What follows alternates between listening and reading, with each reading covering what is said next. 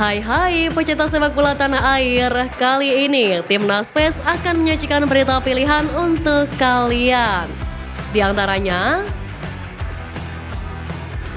kalah di semifinal, Borneo kambing hitamkan Timnas. Pengamat Korea komentari gagalnya debut Pratama Arhan di Suwon FC. Senangnya Jordi Amat bisa comeback bela Timnas. STY tolak 2 bomber Persib dinaturalisasi. Jadi simak terus berita Timnas PES selengkapnya.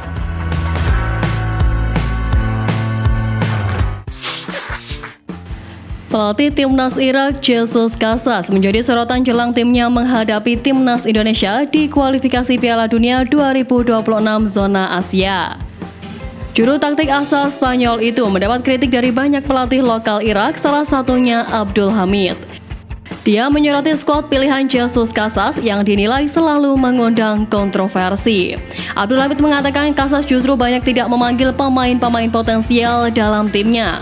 Menurut Abdul Hamid, pemain dengan teknik tinggi, usia matang, serta performa yang tengah bagus-bagusnya harusnya bisa mendapat kesempatan untuk membela Timnas. Jesus Casas bukan hanya sekali mendapat kritik atas pemilihan pemain untuk Timnas Irak. Sebelumnya, keputusan sang pelatih untuk tidak memanggil Hasan Abdul Karim juga sempat disinggung salah satu pelatih lokal Irak, Saad Hafiz. Namun segala keputusan terkait tim nasional tentunya menjadi kehendak pelatih kepala, sebab bagaimanapun pelatih kepala merupakan yang paling tahu segalanya soal kebutuhan dan strategi tim.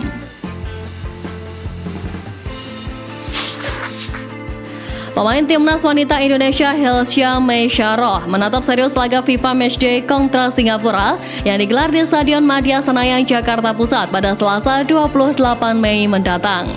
Helsya Meisyaroh mengusung misi penting bersama skuad Timnas Wanita Indonesia, yakni mengejar kemenangan atas Singapura.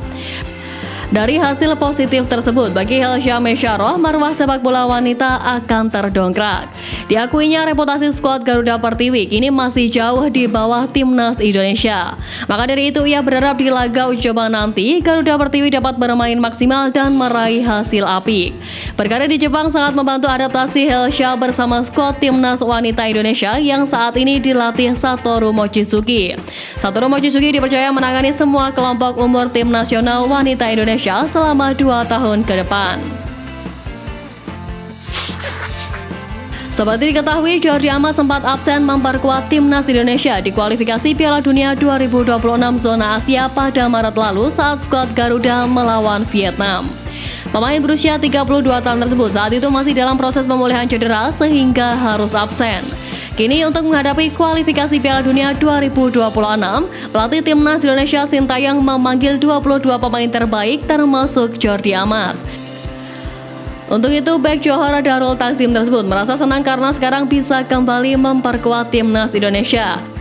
Hal ini diungkapkan Jordi melalui akun Instagram pribadinya.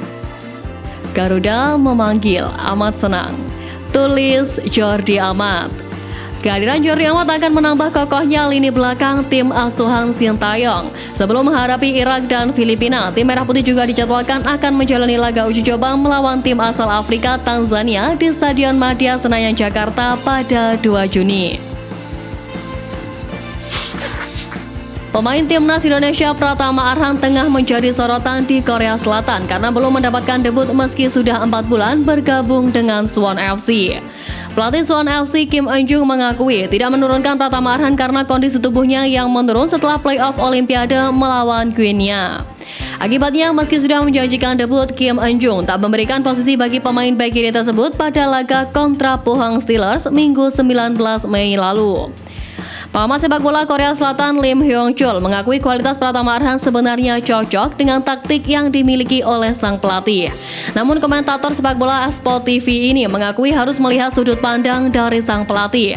Lim Hyung-chul percaya bahwa Kim Eun-jung akan memegang janjinya untuk memberikan debut pada Pratama Arhan dan tak menganggapnya sebagai pemain yang menaikkan nama klub karena jumlah followers di Instagram pribadinya. Timnas Indonesia belakangan jadi momok menakutkan bagi Vietnam. Merujuk 3 pertemuan tahun ini, Timnas Indonesia jelas diunggulkan bisa membungkam Vietnam yang dalam periode 2016 hingga 2023 tidak mampu dikalahkan tim Merah Putih. Meski tengah di atas angin, terdapat satu faktor yang membuat Timnas Indonesia tak bisa begitu saja memandang remeh Vietnam di ASEAN Cup 2024 nanti. Pasalnya, ASEAN Cup 2024 tidak bergulir di dalam kalender resmi FIFA Matchday. Alhasil, seluruh tim peserta dipastikan bakal kesulitan untuk memanggil pemain terbaik, khususnya yang berkarir di luar negeri. Apalagi Timnas Indonesia diketahui tampil kuat sejak para pemain keturunan yang berkarir di Eropa mulai mengisi starting 11. Alhasil, Sintayong bukan tak mungkin harus mengandalkan para pemain lokal. Meski memiliki deretan pemain lokal mumpuni, namun Vietnam dinilai bisa mengimbanginya. Pasalnya, Vietnam sejak awal tidak mengandalkan pemain abroad dalam skuadnya. Hampir seluruh pemain mereka yang dipanggil ke tim nasional berasal dari klub lokal. Para pemain Borneo FC Samarinda seolah tidak percaya. Adam Alistiano dan kawan-kawan melewatkan kesempatan untuk lolos ke babak final Championship Series BRI Liga 1 sebab Borneo FC kalah agregat 2-4 dari Madura United dalam babak semifinal Championship Series BRI Liga 1. Menariknya, menurut pelatih Borneo Peter Huistra, kekalahan ini dikarenakan beberapa pemainnya yang dipanggil ke timnas. Baginya, pemain yang dipanggil ke timnas merupakan pemain yang lebih berpengalaman dan memiliki pengaruh besar di permainan timnya.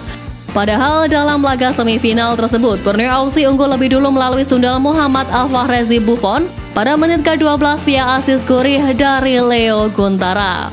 Namun Madura United mampu menyamakan kedudukan dan akhirnya mampu memenangkan laga dengan skor akhir 4-2. Untuk bisa mengamankan posisi dan membawa skuad Garuda lolos ke putaran ketiga, pemain Timnas Indonesia Jay Ises dengan percaya diri mengatakan bahwa dia siap membantu tim dengan cara apapun untuk bisa mengunci tiket tersebut. Bahkan Jay Ises mengaku tak keberatan apabila harus bermain sebagai striker atau bahkan kiper. Menurutnya, dimainkan di posisi apapun, dia siap memberikan yang terbaik. Alasan Jay Ises siap berpindah posisi dimanapun karena dia ingin memberikan yang terbaik buat tim Merah Putih untuk bisa tampil di ajang bergengsi dunia tersebut. Padahal Ises saat ini lebih sering bermain di posisi bek tengah atau bek kiri dan terkadang bek kanan. Namun menariknya, ia mengaku siap bermain sebagai kiper apabila memang dibutuhkan tim.